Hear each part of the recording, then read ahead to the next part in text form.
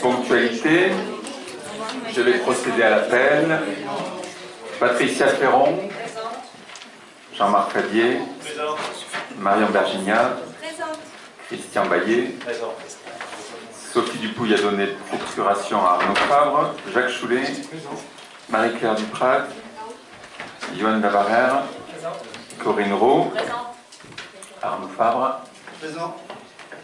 Marie-Ange Babert a donné procuration à Dominique Barrière, Christophe Tastet, Aurélie Lévesque a donné procuration à Solange Poudinx, Huguette Etcheberry, Sylvie Sauvignon, Dominique Barrière, Agnès Gauziède, Ludovic Ducam a donné procuration à Yoann Labarère, Solange Poudinx, Christophe Bergès, Olivier Martinez, Julie Souriant, Marjorie Fautus, Olivier Roufiat. On va dire qu'il est en retard, on notera. De toute façon, on va démarrer la séance par une présentation. Donc, il aura le temps d'arriver pour les débats. Isabelle Labure et Cédric Mallet. Nous avons donc deux séances ce soir, une dédiée à l'eau. On fera une pause entre les deux séances de façon à se restaurer et nous aurons un conseil dédié au vote des comptes administratifs derrière à 20h. Nous nous retrouverons vendredi prochain à 18h30 pour adopter les budgets, puisqu'avec la M57, on a eu une confirmation de ça et donc on l'a évoqué hier à la commission finances. Même si on peut convoquer les conseils municipaux 5 jours avant, il faut transmettre les budgets 12 jours avant. Donc on a eu un rappel de l'association des maires de France, parce qu'il y a déjà des communes qui ont fait cette erreur et qui ont transmis les documents que 5 jours avant, et donc nous retirons ces 9 points à l'ordre du jour de ce soir et on se retrouvera dans 8 jours. Et nous rajouterons à cela les votes de toutes les subventions, puisque pour poursuivre dans le choc de simplification, pendant longtemps on faisait une délégation générale au maire et des décisions qu'on a adoptées, et on a l'État qui souhaite que nous délibérions sur chacune des demandes de subvention. Donc comme on doit le faire avant fin mars également, voilà pourquoi on se retrouvera vendredi prochain. Pour autant, avant qu'on adopte l'ordre du jour, je remercie la présence de M. Siffer, qui nous vient du côté de Lyon, qui est le consultant au sein de la SOGEDO sur les questions de télérelève.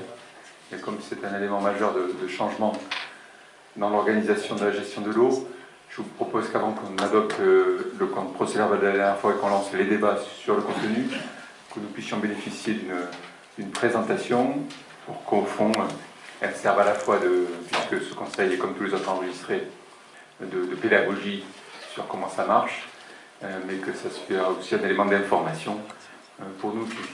Merci également à Philippe Ducassou qui lui est gascon d'être présent.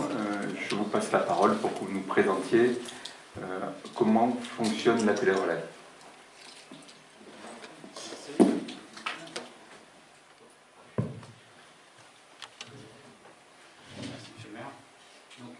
On a souhaité effectivement vous décrire un petit peu le principe, dans un premier temps, du fonctionnement de la solution de télérelève. Donc aujourd'hui, j'espère que tout le monde va bien. Un petit rappel, s'il en est, sur le principe de la télérelève. On va partir d'éléments de compteurs d'eau dans un premier temps, qui vont être équipés de compteurs communicants. Et ensuite, on va déployer une infrastructure sur l'ensemble de votre territoire, sur le territoire de la commune, pour pouvoir venir récupérer les informations issues de ces compteurs. Donc aujourd'hui, un compteur, de manière classique, c'est des chiffres qui comptent, qui comptabilisent les volumes d'eau qui passent au sein des compteurs, qui vont venir alimenter vos foyers, vos habitations. Les nouveaux compteurs communicants qui sont installés depuis quelques temps sur les territoires et sur l'ensemble des abonnés, en fait, permettent de récupérer plus d'informations. Donc on va venir comptabiliser de manière un peu plus régulière. On va venir récupérer les index, un minimum journalier, et on va aussi également récupérer des informations qui sont des alarmes. En fait, les fabricants de compteurs, depuis quelques années, ont créé des petits algorithmes qui permettent de détecter des fuites, des débits, des surconsommations et tout un tas de données un petit peu techniques et surtout de les valoriser pour les rendre, j'allais dire, de manière intelligente et mise à disposition des usagers, des abonnés, des exploitants. Pour pouvoir récupérer toutes ces alarmes, on va venir déployer une infrastructure, comme je le disais, et ensuite, les messages, bien entendu, sont cryptés et ne transitent pas de manière libre au sein de ces ondes. Ils sont récupérés, ils sont décryptés, ils sont analysés, et ensuite, ils viennent alimenter plusieurs interfaces. La première étant le portail d'exploitation, pour permettre à l'exploitant et aux collectivités d'alerter les abonnés, d'avoir une action, j'allais dire, auprès des abonnés. Ensuite, on va venir mettre à disposition toutes ces alarmes sur des portails abonnés au niveau de l'abonné directement. Concrètement, les abonnés vont pouvoir suivre leur consommation journalière, avoir un historique des alarmes et des alertes qu'ils ont eues sur les périodes antérieures. Et également, on va bien évidemment valoriser tous ces éléments pour pouvoir alimenter les logiciels clientèle qui permettent de répondre en temps réel aux abonnés pour gérer tout un tas de réclamations, de mécontentements ou d'informations qu'on peut avoir de la part de nos abonnés. Et surtout, ça va venir alimenter bien évidemment les logiciels de facturation au moment de la facture, un minimum 2 fois par an. On va venir faire récupérer ces informations pour valoriser l'index et facturer une consommation au plus juste, au plus près de la date de facturation, en contrepartie de ce qu'on avait aujourd'hui, c'est-à-dire une relève piétonne, visuelle, manuelle, où on se présente au sein du compteur pour pouvoir avoir un petit peu tout ça. Donc ça, c'est un peu le principe de la télérelève, c'est de venir voilà, régulièrement récupérer des index et surtout mettre à disposition des services d'alarme et d'alerte. Ensuite, ces différents systèmes permettent bien évidemment quelques avantages au-delà du déploiement. Pour les abonnés, comme je disais, la première chose, c'est qu'ils vont avoir des relevés quotidiens. Pour ceux qui le souhaitent, ils vont pouvoir suivre leur consommation journalière de manière régulière sur les agences en ligne, sur les portails qui sont mis à disposition. Bien évidemment, on va un peu moins déranger les abonnés parce qu'on va plus avoir besoin de fixer des rendez-vous, de se présenter à l'opportunité pour pouvoir faire la relève et la facturation. Donc c'est un petit peu un confort entre guillemets pour l'abonné. Et surtout, ça va permettre d'avoir des alertes automatiques. Que les abonnés le souhaitent ou pas, je m'explique là-dessus. Aujourd'hui, un abonné qui ne souhaiterait pas être averti des alertes aura toujours la possibilité de refuser ce service quelque part. Par contre, même s'il n'a pas forcément créé son agence en ligne et une interface pour pouvoir suivre sa consommation, dans tous les cas, on alertera sur les fuites et tous les événements qu'on jugera improbables pour lui permettre de veiller, entre guillemets, pour lui sur la consommation qu'il peut utiliser. Et ces alertes auront lieu dans un premier temps par mail ou par SMS de manière automatique, sous réserve qu'on ait bien évidemment les éléments dans le fichier abonné. Et dans les cas où on ne les a pas, en fait, nos charges clientèle continueront comme aujourd'hui de prendre leur téléphone pour contacter de manière immédiate les abonnés pour les alerter. Ça permet aussi quelques souplesses dans certains services. Aujourd'hui, quand on a des demandes de mutation, c'est-à-dire que les abonnés emménagent ou déménagent, on est souvent obligé de leur fixer un rendez-vous pour venir relever le compteur pour avoir l'index de départ ou l'index de l'entrant. Parfois, il y a des incohérences entre les index parce que le propriétaire a fait faire des visites au milieu, ce genre de choses. On a quelques sujets là-dessus. Aujourd'hui, la télérelève, demain, va permettre de suivre un peu au mieux et d'éviter les rendez-vous. Le système de télérelève permet aussi, comme je disais, des avantages pour la partie de la collectivité et l'exploitant. Alors, les avantages pour la collectivité et l'exploitant, au-delà d'une exploitation qui va devenir différente, c'est vraiment une notion, on va connaître par secteur, de manière anonyme et non nominative, les usages des consommateurs et des abonnés. Aujourd'hui, ça permet d'optimiser les rendements sur le territoire, tout simplement parce qu'on va être en capacité, de manière encore plus fine qu'aujourd'hui, analyser les volumes d'eau qu'on intègre et qu'on envoie dans votre réseau par rapport aux besoins immédiats des abonnés. Ça va nous permettre à terme aussi d'avoir une connaissance de ces consommations sur des périodes. Aujourd'hui, en fait, quand on voit qu'il fait très chaud, nous, exploitants, on constate que, les usages de l'eau augmentent quand on voit les réservoirs baisser un peu plus vite que l'hiver. On voit les compteurs de sectorisation qui s'emballent un petit peu, mais on a du mal à mesurer l'effet immédiat. C'est toujours la relève qui vient nous dire sur une période, en fait, quel a été vraiment l'impact de la consommation des abonnés sur les prélèvements et sur la production de l'eau. Aujourd'hui, le suivi de la télérelève va nous permettre de connaître les habitudes et fonctionnements de nos abonnés et surtout de pouvoir anticiper pour avoir les consignes de fonctionnement entre l'été et entre l'hiver, entre un été pluvieux, un été sec, et ainsi de suite. Et derrière, bien évidemment, comme je le disais, qui dit télérelève ne dit pas forcément fin des interventions et des contacts auprès de nos abonnés. Aujourd'hui, une fois qu'on a mis tous ces systèmes en place, ce qu'on constate, c'est qu'on a énormément d'interventions de la part de nos agents, où en fait, même quand on prévient les abonnés, pour une fuite, pour un surdébit, pour des alertes diverses et variables, on n'a pas forcément l'événement qui se stoppe. Donc au bout d'un moment, en fait, on est aujourd'hui tenu comme exploitant d'envoyer des techniciens sur place pour s'assurer déjà que les personnes ont bien reçu le message, ou pour voir s'il y a quelqu'un qui est présent, pour vraiment constater avec eux qu'il y a un événement qui est majeur et qui permet de déclencher ces alertes. Donc on a quand même beaucoup d'interventions qui sont générées par le traitement de ces analyses de données. Après, on avait souhaité rapidement vous donner un petit peu une vision sur la méthodologie de déploiement qu'on envisage, parce qu'effectivement, Comme vous l'aurez compris, pour pouvoir mettre en place cette télérelève, on va être obligé de passer sur l'ensemble des postes de constage de vos abonnés, donc sur une période de 2 ans maximum. Donc ça va générer évidemment, j'allais dire, une pratique un peu plus condensée que les pratiques qu'on peut avoir, c'est-à-dire que d'ici 2 ans, on aura vu 100% des abonnés du territoire. Donc en fait, on a bien une méthodologie de déploiement pour ça. Aujourd'hui, en fait, l'objectif, c'est de détacher quelqu'un qui est vraiment dédié à ce processus pour vous accompagner au plus près, pour avoir un pilotage de l'ensemble de la mission. Ensuite, on a évidemment prévu d'accompagner la collectivité pour toute la phase de communication auprès des abonnés. Donc aujourd'hui, on dispose d'énormément de plans de communication pour vous accompagner sur des supports visuels, sur des envois de mails, de courriers, pour des éventuelles réunions publiques si la commune le souhaiterait. On a tout un tas de supports pour vous accompagner. Et surtout, j'allais dire, pour pouvoir également permettre de participer au déploiement sur l'ensemble du territoire. On a également aussi des formations auprès de nos chargé de clientèle pour avoir les éléments de langage aujourd'hui, parce que qui dit mise en place de nouveaux compteurs communicants, ça génère énormément de questions auprès des abonnés. Aujourd'hui, on est assez sensible aux réponses que doivent avoir nos chargés de clientèle, qui sont la première porte quand on prend un rendez-vous. Également nos agents de terrain qui vont passer sur les compteurs pour déployer tout ça. Et on a évidemment un accueil, j'allais dire, un peu formalisé au sein des agences ou potentiellement sur le territoire pour pouvoir accueillir et encore une fois expliquer aux gens, j'allais dire, les avantages de cette solution, les raisons du déploiement et j'allais dire un petit peu l'objectif et la cadence qui va être faite. Voilà, pour vous donner quelques exemples, on pratique aussi des stickers qu'on intègre de manière magnétique sur nos véhicules pendant la période de déploiement. Ça permet aussi de resensibiliser les gens. Les courriers sont envoyés, mais il va se passer 6 mois, les gens vont peut-être oublier. Et en fait, les véhicules Sogedo qui vont tourner avec votre accord auront également un message pour rappeler qu'on est en plein déploiement de la télérelève sur le territoire. Donc ça sensibilise un petit peu et ça rappelle, j'allais dire, le message. Voilà, des exemples de plaquettes qu'on peut fournir aussi, qui sont, alors vous ne voyez pas bien, mais voilà, qui sont rédigées en plusieurs étapes. Aujourd'hui, on explique à nouveau le fonctionnement de la télérelève, on explique les raisons du déplacement, comment on la met en place, etc. Et on a quelques actions rapides sur le fait des services apportés, les incidences sur la santé, parce qu'aujourd'hui on a énormément de questions sur savoir si ces ondes radio sont dangereuses ou pas pour la santé. Alors pour rappel, sans parler trop technique ce soir, les ondes qui sont utilisées sont des ondes radio sur les fréquences libres, qui sont sur les fréquences utilisées dans les milieux hospitaliers, et la puissance correspond à un bip de portail, c'est un signal qui dure moins d'une seconde, qui est envoyé à chaque événement.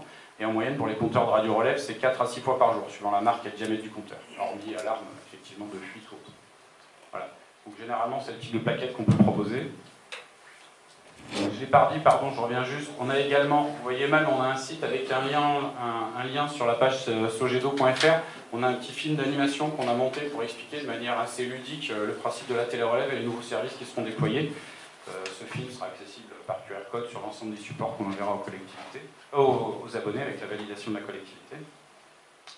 Et après, rapidement, pour parler un petit peu technique, donc on a prévu d'équiper l'ensemble des postes de compteurs. Donc, on va avoir 2 cas de figure. Tous les compteurs qui sont assez anciens, qui ne sont pas compatibles ou d'un millésime, j'allais dire, antérieur à 2016, on va venir remplacer la totalité du compteur. Et tous les compteurs qui sont récents et qui sont compatibles avec les nouvelles technologies vont être équipés simplement de modules déportés. Donc c'est les petits modules que vous voyez en haut à droite, qu'on va venir poser, paramétrer. L'action est assez simple, elle dure moins de 10 minutes. Et ça permet en fait de lier la tête avec son compteur à vie et de récupérer ensuite les éléments. On a prévu sur votre territoire d'installer 5 antennes pour mailler le territoire de la commune. Donc c'est les infrastructures, c'est ce qu'on appelle les stations. Donc en fait ça se compose de 2 grandes parties. Il y a un petit coffret électrique qui est vraiment le cerveau de l'antenne, qui lui sert à stocker tout ce que l'antenne va entendre. Le petit mât et la partie du fouet, donc je vous ai volontairement mis, la plus grosse antenne qui existe, mais la plupart des antennes font la moitié, donc c'est pas très intrusif comme type d'antenne. On n'est pas sur des antennes d'opérateurs 4G ou 5G. En fait, ces antennes sont simplement des oreilles géantes qui vont entendre les ondes radio émises par les compteurs communicants. Elles vont venir les récupérer, le coffret les valorise et les envoie sur le serveur de manière automatique. Pour vous donner une petite vision du territoire, voilà. Donc aujourd'hui, on a prévu 5 antennes, je ne sais pas si vous voyez bien sur votre territoire, c'est les petits points bleus, voilà, qui sont représentés un petit peu. Donc on a prévu Château d'Eau, on a prévu quelques sites publics, et on a aussi quelques sites privés pour pouvoir couvrir tout le territoire. On a prévu aussi dans la petite zone, qui est un peu plus en jaune, de venir compléter avec ce qu'on appelle les micro-antennes, en fonction des accords qu'on aura avec certains particuliers, de venir installer, où en fait elles ont des zones de rayonnement un peu plus courts, généralement 300 mètres, mais qui nous permettent de la redondance. Concrètement, ça veut dire quoi? C'est qu'on sait que les habitations ici sont couvertes potentiellement par cette antenne ou cette antenne, mais on n'est pas sûr qu'elles soient couvertes par 2 antennes. Donc pour favoriser les taux de fonctionnement et pour ne pas rater une alarme en cas de fuite, en fait, on cherche à toujours avoir de la redondance et que chacun des compteurs soit couvert par un minimum 2 antennes. Une fois qu'on a équipé les compteurs, qu'on a déployé l'infrastructure, quelque part, on a fait que la moitié du travail parce qu'aujourd'hui, il reste à mettre en place les interfaces et les logiciels qui vont valoriser ces données. Donc aujourd'hui, la base, c'est vraiment le cœur de réseau. C'est une plateforme qui est créée, qui est installée dans les serveurs Sogedo, donc basée en France, à Lyon, avec une copie dans un autre site, toujours en France. En fait, c'est là où on va venir stocker toutes les trames et les informations issues des compteurs. Et c'est là où on va récupérer les éléments des fabricants de compteurs, qui sont les seuls à avoir les clés, finalement, des petits messages qu'on récupère pour pouvoir les décrypter, les décoder et les valoriser sous forme d'alarme et d'index. Voilà. En fait, on essaie de sécuriser vraiment l'ensemble de la chaîne et des informations qui sont émises par ces compteurs. Ensuite, on va venir créer rapidement les 3 portails que j'évoquais. Donc, un portail d'exploitation qui est vraiment le centre de pilotage, de valorisation des alarmes pour les équipes de l'exploitant. Le portail abonné, pour permettre de l'historique, un suivi et les alertes. Et bien évidemment, c'est vrai que j'en ai pas parlé, mais il y aura ainsi un portail dédié à la collectivité sous une forme d'extranet pour lui permettre en fait d'avoir une vision vraiment sur le fonctionnement en temps réel du système, sans passer forcément par Sogedo, pour pouvoir savoir où en est le déploiement, à quelle fréquence fonctionnent les taux, où en est le déploiement des antennes, et ainsi de suite. Quelques captures d'écran rapides pour vous puissiez visualiser le portail d'exploitation. Donc aujourd'hui, voilà, sur un petit territoire, on voit le nombre de messages qui remontent tous les jours. Nos équipes récupèrent ce type d'incident de manière soit quotidienne, soit hebdomadaire, suivant la fréquence des territoires. Et on a différents types d'alarmes qui existent. Donc fuite longue, c'est des événements qui vont durer. Retour d'eau, c'est un événement qu'on ne valorise pas auprès des abonnés, mais nous, exploitants, en sommes très friands, parce qu'aujourd'hui, ça permet de déterminer un petit peu, j'allais dire, il y a deux gros cas de figure sur les retours d'eau. On a des petits retours d'eau qui sont des problèmes de chaudière mal réglés qui font que l'eau revient de manière, quand on n'utilise pas l'eau froide, on a un peu d'eau chaude qui est poussée, donc ça peut être des problèmes de qualité. Et on a surtout des gros retours d'eau un peu longs qui sont liés plutôt aux problématiques quand les gens des puits basculent d'un réseau à l'autre sans forcément avoir 2 réseaux distincts. Ça nous permet de nous alerter sur le fait qu'on n'a pas forcément de clapet anti-pollution, anti-retour présent sur le poste de comptage, ou que s'il y en a un, il est défaillant, donc on a une action immédiate là-dessus pour pouvoir protéger encore une fois la qualité de l'eau distribuée dans les conduites et les branchements. Et après, on a quelques alarmes de retour sec ou conso sur branchement fermé qui nous permettent aussi de suivre un petit peu mieux, j'allais dire, les résiliations, les changements de compteur. Aujourd'hui, on s'aperçoit qu'il y a des gens qui quittent l'appartement, ils résilient les contrats, d'autres arrivent et on a beau envoyer des kits d'abonnement, on n'a pas forcément des contrats qui sont pris. Et aujourd'hui, la télérelève permet de savoir réellement si c'est occupé ou pas parce qu'on a le niveau de consommation du compteur.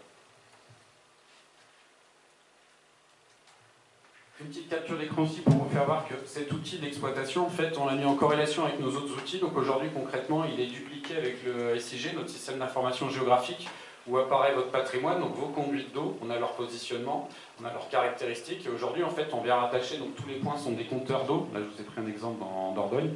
En fait, tous les points verts sont des compteurs. Et ça va nous permettre de visualiser chacun des compteurs des abonnés au plus près des conduites. Et surtout, ça nous donne, j'allais dire en un coup d'œil, le fonctionnement.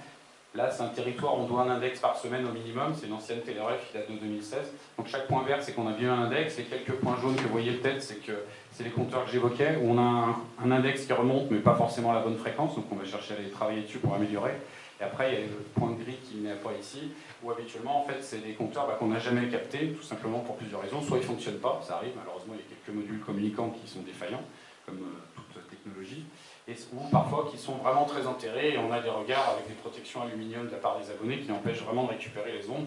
Donc dans ce cas-là, on va aller remplacer le compteur et proposer un modèle avec un module dépendant. Visibilité sur le portail abonné. Donc aujourd'hui, on raisonne en 3 niveaux. Les abonnés ont dans un premier temps un historique, c'est les petites barres graphiques en haut, j'allais dire du volume facturé, pour raisonner plutôt en euros, pour qu'ils puissent suivre de manière simple sous forme d'histogramme. Je vous ai notamment pris un exemple, on voit bien que la dernière facture augmente. Ensuite, ils ont une vision simple et rapide hebdomadaire de leur consommation. Encore une fois, c'est celle qui correspond, on voit bien qu'il y a eu un pic sur certains mois par rapport à la consommation habituelle. Il y a des fuites. Et ensuite, si le souhaitent, les abonnés peuvent tout simplement cliquer sur le petit onglet rouge et ça leur ouvre la page vraiment du suivi de télérelève. Donc sur la partie haute, vous allez être obligé de me croire, je suis désolé, donc c'est la partie des incidents. Donc là, il y a des alertes fuites, on voit la date et l'heure à laquelle ils ont reçu le message de notre part. On voit le statut, en gros c'est une nouvelle alerte. Ensuite, ils ont la petite courbe que vous voyez où c'est leur consommation journalière. Donc en un coup d'œil, ils peuvent pouvoir suivre leur consommation.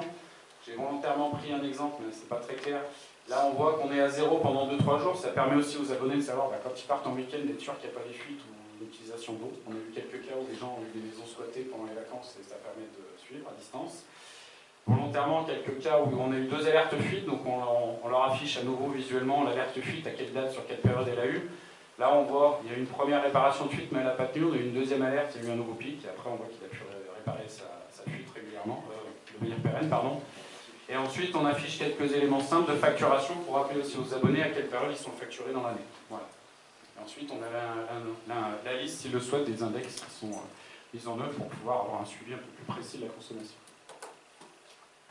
Et le troisième portail aujourd'hui qu'on met en place, ça va être au niveau donc, de l'extranet de la collectivité, le reporting, comme je disais, donc c'est un lien web assez simple. Et en fait, nous, on vient tout simplement mettre à disposition et pousser les données de notre système de télérelève de manière tout à fait transparente auprès de la collectivité. Encore une fois, on a fait le choix de prendre un exemple, j'allais dire un peu intéressant. On a des taux de fonctionnement, on est en train de, là sur cette période d'1 an, déployer la télérelève, donc on voit qu'on a une montée en puissance de l'infrastructure et des équipements de compteurs. Là, volontairement, on a eu un problème, on a eu 3 antennes parmi les 12 qui sont tombées en panne, parce qu'en fait c'était, vous ne voyez pas, mais c'était octobre 2022, c'était les tempêtes, les lignes électriques, donc malheureusement quand les lignes électriques tombent, nos antennes elles sont plus alimentées, donc elles ne peuvent pas nous envoyer les informations, et rapidement on voit quand le système revient, il repart. Voilà. Et après on est monté en puissance, et il y a un petit exemple là à nouveau, où sur un des ouvrages, en fait l'électricité n'était plus, on voit tout de suite, on était réactif sur la journée, et ça remonte rapidement, et on arrive à des taux qui sont intéressants et qui sont proches de ce qu'on attend aujourd'hui, donc 97% de taux de fonctionnement sur les télérelèves ou 96% là sur 5 jours. Pour conclure, voilà ce qu'on a envisagé pour déployer la télérelève sur votre territoire. C'est un équipement du parc compteur après la relève, donc à partir de novembre 2024, au maximum jusqu'à juin 2026. Alors la période peut paraître longue, généralement on démarre un peu plus vite, parce qu'on a les équipes, on a les moyens, les premiers abonnés sont assez réactifs, et puis après il y a toujours ces étapes de relance où ça prend un petit peu de temps.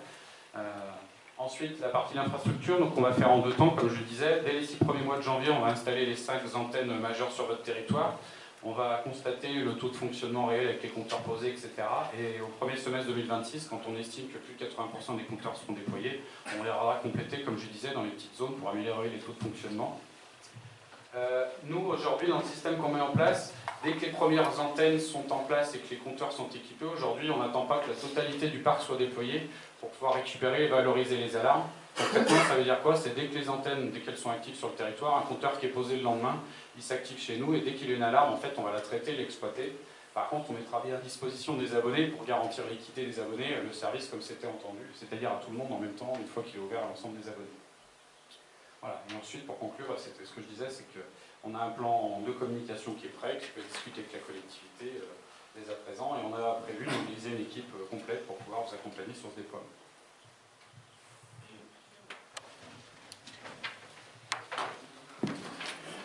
Écoutez, merci beaucoup. Est-ce qu'il y a des questions avant qu'on libère nos intervenants? Mais écoutez, il n'y a plus qu'à. Merci beaucoup. Merci beaucoup.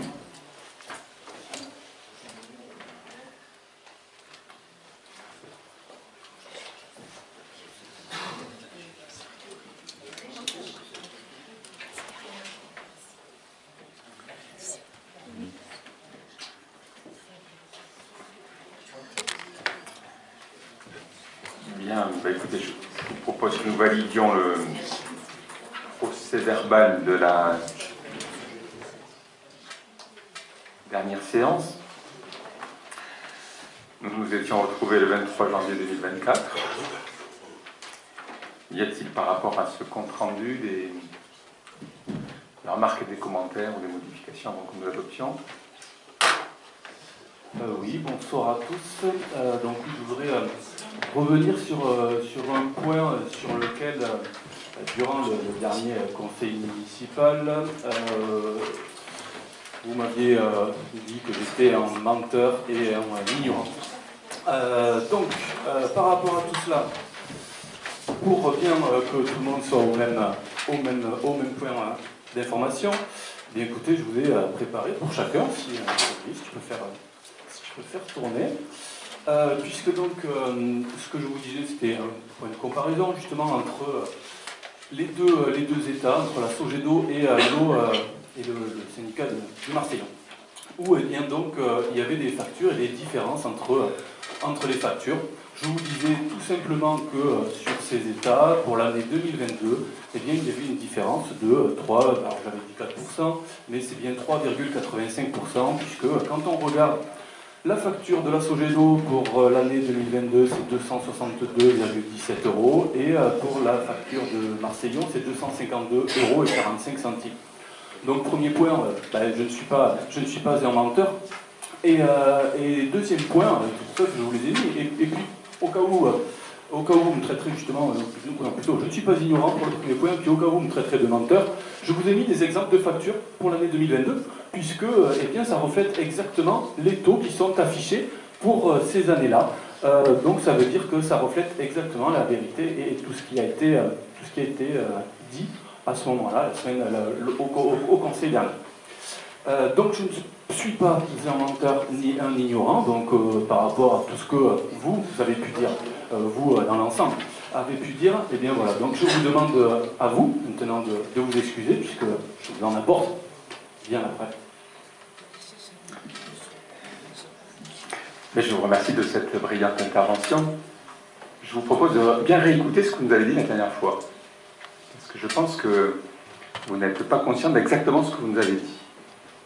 Alors, je vous propose qu'on le repasse. Puisque l'avantage d'avoir une rapport comparé entre deux facturations avec une même quantité d'eau utilisée, juste en faisant constater que grâce à la privatisation de l'eau, les CCE qui sont avec la Sogedo payent 4% de plus que leurs voisins qui sont avec Marseillon. C'est faux. C'est le prix sur les chiffres comparatifs. Vous pouvez pas me dire que le niveau, alors que c'est parfait sur les chiffres. Attendez, c'est 200 les chiffres de Marseillon pour 120 mètres cubes, c'est 263,28 € en 2023. À Saint-Sevé par la Sogedo, pour 120 mètres cubes, c'est 248,42 €. Donc on est 5,64% dessous. Je vous laisserai travailler. Le prix du mètre cube à la Sogedo et le prix du mètre cube à Marseillon, je suis désolé, mais il y a 4% de différence, puisque l'on est avec 2,10 €, 2,107 € pour la Sogedo, et on est à 2, alors je ne sais plus exactement, à 2,02,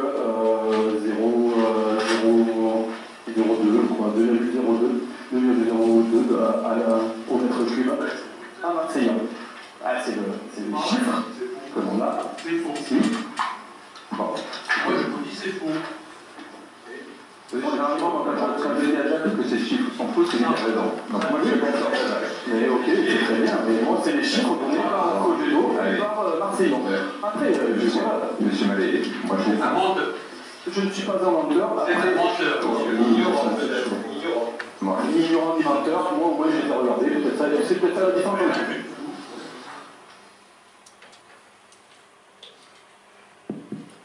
Bien, mais écoutez, je vous remercie de cette vérification. On a les mêmes chiffres. Mais je vais vous inviter à les regarder plus en détail. Pas de question, mais simplement une remarque, puisqu'on a l'avantage d'avoir bien.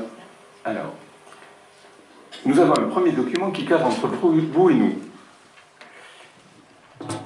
C'est le document de la Sogedo. Vous l'avez sous les yeux. Avant-dernière colonne, nous retrouvons bien les 2,10 € que vous nous avez évoqués. On a un deuxième document qui cadre avec vous.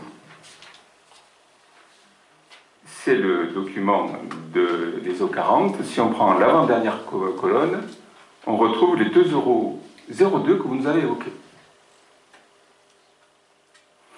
Donc vous nous avez sorti deux chiffres qui sont justes. La difficulté, c'est que l'avant-dernière colonne de la Sogedo correspond à un tarif de 2002, les 2,10 €, 2022, les 2,10 €, alors que l'avant-dernière colonne du syndicat des eaux Marseillon-Tursan à 2,02 € correspond à 2021. Donc vos chiffres sont justes, mais vous êtes juste trompés de colonne. Et donc, vous comparez un tarif de 2022 à un tarif de 2021. Je ne vous en veux pas, l'erreur peut arriver à tout le monde. Et donc, je vous confirme les chiffres que je vous évoquais, si vous pouvez passer. En 2023, et je vous fais passer le rapport de la qualité de l'eau 2023 de la Sogedo, ainsi que la délibération des eaux 40. La Sogedo est à 248 € hors taxe. Elle est moins chère que les eaux 40 qui sont à 263 €, qui est 6% plus cher.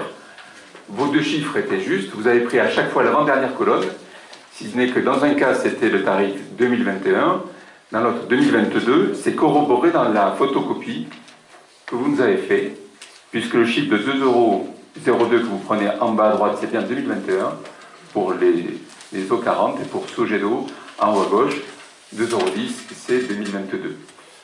Voilà, monsieur. Et c'est bien pour ça que je vous ai mis derrière des factures de 2022 du syndicat des enseignants et de la Sogedo, et qui reflètent. Alors, oui, quand il y a. Non, mais je suis entièrement d'accord. Non, je suis entièrement d'accord avec vous. Ah, bon, mais alors, vous vous êtes trompé de colonne. Ah, non, pas du tout. Je me suis trompé de colonne quand j'ai parlé des 2,10 € et des 2,02 €. Par contre, mais les deux correspondent à des factures de 2021. Quand la Sogedo marque que c'est le tarif applicable, c'est au 1er janvier, c'est pas au 1er janvier. C'est un tarif sur l'année 2022. La justification, vous l'avez bien sur les factures que vous avez derrière, sur lesquelles la facture, alors c'est très simple, puisque c'est la mienne, donc vous pourrez la regarder. Donc comme ça, on est sur une facture de 2022, sur lequel le tarif pour 2022, eh bien, on arrive bien à celui qui est annoncé. Donc je regrette, mais oui, ben, je sais bien aussi lire et compter. Donc, voilà. Le tarif qui est marqué au 1er janvier 2023, c'est le tarif pour l'année 2022. Monsieur Mallet. Franchement. Non, excusez-moi. Monsieur Mallet, quand vous dites 2,10 €, on est bien sur la facture 2022 de Sogedo, et le seul chiffre à 2,02 € du Marseillan que vous évoquez, c'est le tarif 2021. Ah non, le tarif du 1er janvier 2022 correspond au tarif de 2021 et à ce qui a été payé en 2021. Reprenez vos factures si vous êtes à la Sogedo et c'est bien celui que vous retrouverez. Bon, écoutez, moi je veux bien débattre, mais face à la mauvaise foi, je ne peux pas débattre.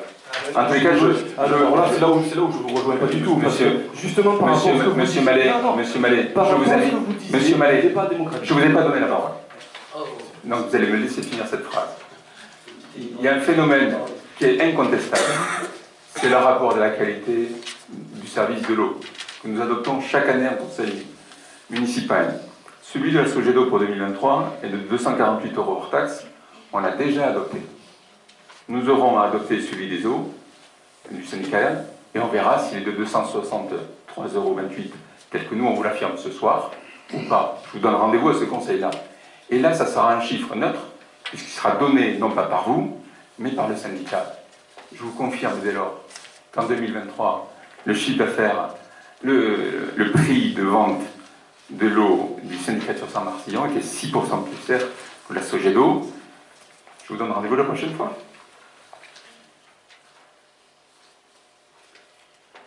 En tout cas, je n'ai trouvé nulle part ailleurs 2,02 € qu'en 2021. Donc on verra sur 2023. Est-ce qu'on peut adopter ce document de procès-verbal? Non, pas le document de M. Mallet, qui est une jolie photocopie qui confirme ce qu'on avait dit la dernière fois, mais qui le conteste. Y a-t-il des oppositions sur le procès-verbal? Y a-t-il des abstentions? Je vous remercie. Nous avons donc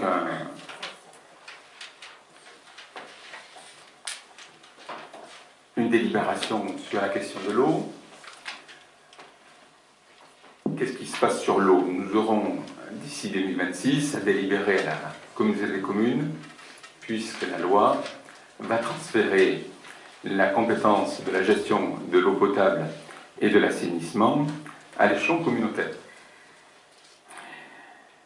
Nous avons donc encore devant nous 2 années où nous pouvons librement décider de ce que nous souhaitons pour les concitoyens en matière d'eau potable et d'assainissement.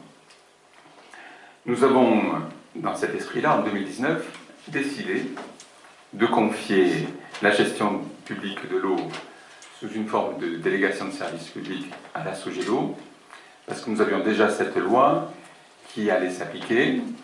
Elle aurait pu s'appliquer entre 2020 et 2026. La communauté commune ne s'en est pas saisie sur cette période-là pour le moment. Elle sera obligatoire au 1er janvier 2026. Cette délibération de 2019 prévoyait un montant de travaux financé par le prix de l'eau facturé par la Sogelo, sur lequel nous avions 1 500 000 € d'autofinancement et qui était basé sur le schéma d'assainissement qui était en cours de finalisation. Nous avons adopté, un an et demi plus tard, le schéma directeur d'assainissement définitif, dans lequel nous avons 491 000 € de travaux supplémentaires que l'État a souhaité que nous fassions sur les 10 années à venir, et nous avons 475 000 € de subventions en moins de l'agence de l'eau, notamment sur un bassin complémentaire à l'ancienne station industrielle d'assainissement qui est à la Plaine des Sports, sur un bassin de 900 mètres cubes, sur lequel nous espérions 600 mètres cubes. Nous espérions 900 € d'aide telle que définie par le consultant et telle que définie dans le schéma directeur arrêté. Et au final, le régime actuel est à 270 €. Donc il manque 475 000 € de travaux. Grosso modo, il y a donc 1 million de travaux à financer en plus par l'usager Saint-Séverin entre ces travaux supplémentaires et ces moins de subventions. Nous avions donc la possibilité soit de les faire sur la période existante, qui serait renchérir fortement le prix de l'eau, soit de les financer sur une durée plus longue. C'est ce que je vous propose, et ça passe donc par un allongement de la durée de concession avec la Sogelo. Nous avons la possibilité, par avenant, de prolonger la concession de la moitié de la durée du contrat existant. C'est l'option que nous avons obtenue. Nous étions engagés sur une période de 15 ans. Nous aurons donc une collaboration sur une durée rallongée de 7 années et demie, ce qui nous amènera au 30 juin 2042. Il fallait pour cela avoir un avis des finances publiques. La direction de la DGFiP des Landes a émis un avis favorable.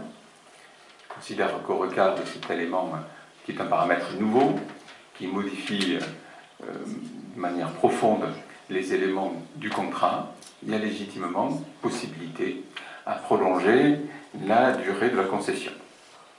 Cette prolongation présente aussi d'autres avantages. Le premier, c'est de pouvoir conserver, sur la durée la plus longue possible, une gestion à l'échelle communale, sachant que tôt ou tard, l'eau et l'assainissement seront, comme au fond les routes aujourd'hui, gérés à un échelon communautaire. Cette gestion à l'échelle communale nous permet de garantir un prix de l'eau inférieur au Marseillon, inférieur en 2023, qui restera inférieur en 2024, tel que défini dans le contrat. Il nous permet de garantir un tarif industriel spécifique, puisque je vous rappelle que contrairement au Tursan-Marseillon, nous avons un tarif plus bas pour les industriels, et que c'est un moyen de maintenir la compétitivité de nos usines, et que nous avons également un tarif spécial assainissement avec une station industrielle dédiée aux industriels, sur lequel il y a des modalités très compétitives par rapport à ce que pratiquent nos voisins. Le dernier élément qui est intéressant dans cette prolongation, c'est de pouvoir continuer à moderniser le service, avec, dans les 2 ans à venir, la possibilité que 100% des Saint-Séverins puissent bénéficier d'une télérelève. Nous avons en moyenne entre 40 et 80 foyers qui, chaque année, demandent des dégrèvements de l'eau, parce qu'ils se sont aperçus, lorsqu'ils ont reçu la facture, qu'ils avaient une explosion de la facture liée à des fuites. Ça a 2 inconvénients. Un, on gaspille un bien précieux qui est l'eau. Et 2, même s'il y a un écrêtement, il y a un surcoût pour l'usager, puisque l'avoir qu'on peut faire ne remplit jamais 100% de la surconsommation. Un dernier point qui était très important à nos yeux, c'est de garantir que sur toute la durée du contrat, puissent être faits les travaux nécessaires à la permanente amélioration de nos équipements.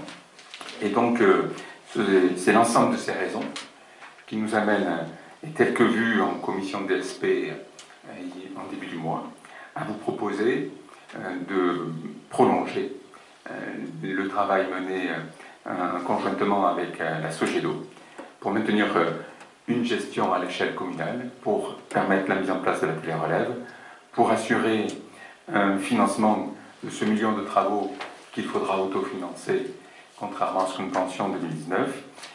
Et sachant que depuis 4 ans, il pouvait y avoir en 2019 des doutes, on a bien vu que le service est correctement rendu, que les agents qui travaillaient à la Régie des eaux et qui ont basculé à la Sogedo, ils sont heureux.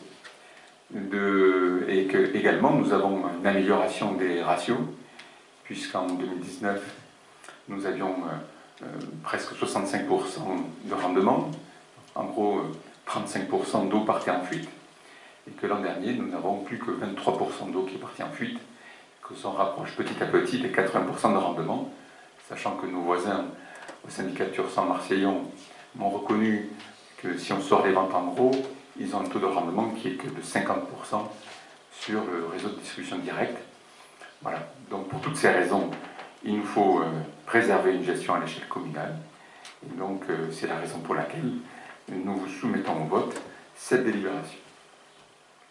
Y a-t-il des questions ou des prises de parole? Oui, M. Martinez. Je partage tout à fait ce que vous dites. Il faut garder une gestion communale et c'est pour ça que nous vous proposons ce soir de ne pas voter cet avenant, mais d'engager une démarche pour reprendre la gestion de l'eau et de l'assainissement en régie municipale, comme ça l'était jusqu'à la fin de l'année 2019. Un service en régie publique qui donnait toute satisfaction, en plus, au-delà de la satisfaction donnée à l'ensemble des usagers, puisque personne n'a souhaité ce changement, et c'est d'ailleurs un changement que vous avez fait en catimini, puisque ce n'était même pas dans votre programme aux dernières élections municipales. L'avantage aussi, c'est que ces travaux que vous évoquez, ces subventions en moins, c'est une problématique qui n'existerait pas, puisque vous savez que certaines collectivités dans ce département, et à juste titre, collectivités clairvoyantes, ont fait le choix de subventionner ce type de travaux si justement ces services dans les communes sont gérés de manière publique en régie. Donc, je pense qu'on ne peut pas s'interdire de mener une réflexion sur un éventuel retour en régie. Je trouve que c'est prématuré de vouloir à tout prix aujourd'hui, pour des montants de travaux qui restent malgré tout peu importants par rapport à la durée initiale et aux 50% d'augmentation de durée de cette DSP, je pense qu'il y a d'autres moyens que d'augmenter de cette année et demie cette délégation de service public. Donc voilà, je pense que vous l'avez compris, nous allons bien évidemment voter contre cet avenant de délégation de service public, sachant que c'est une proposition, mais nous n'oublions pas que ça a été tranché en mars 2020 aux élections, les Saint-Séverins ont choisi, beaucoup après l'ont regretté, et voilà, c'est le jeu démocratique, ils payent leurs factures, quoi qu'on en dise, plus cher que lorsque c'était la régie, parce que moi je ne compare pas avec d'autres, je compare entre deux modes de gestion différents à périmètre constant. J'ai mes factures, et moi par contre si je vous montre mes factures, vous seriez bien en difficulté pour me dire que je paye moins cher aujourd'hui qu'avant. C'est une triste réalité, comme beaucoup de Saint-Séverins. Nous avons l'intention, nous, de préserver les intérêts des Saint-Séverins et leur pouvoir d'achat, et donc à ce titre, nous voterons contre cet avenant.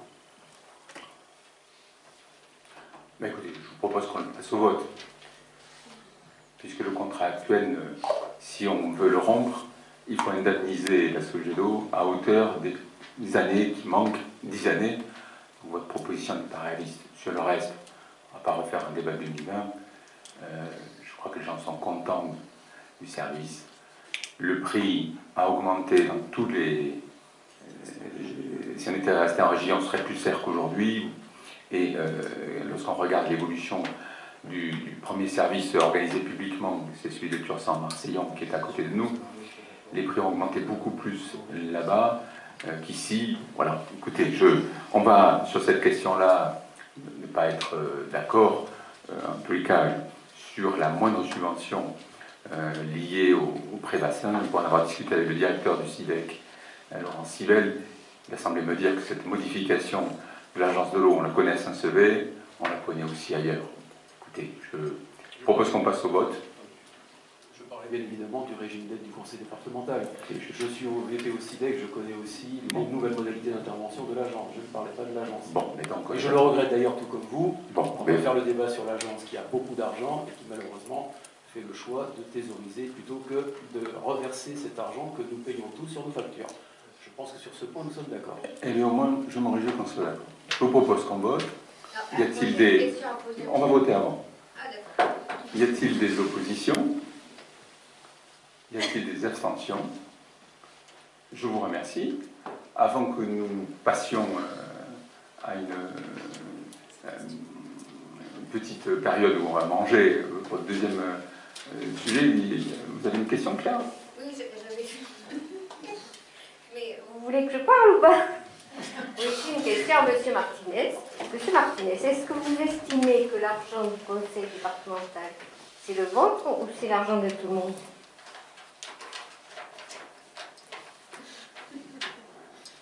C'est une question de philosophie. Vous avez 4 heures pour rendre une copie, M. Martinez. Non, parce que si vous faites des subventions du conseil départemental, je suppose que c'est l'argent de tout le monde. Écoutez, je propose qu'on règle cette question à table. Voilà. En tout cas, la question est intéressante. Allez, on se retrouve tout à l'heure. On va... Ici.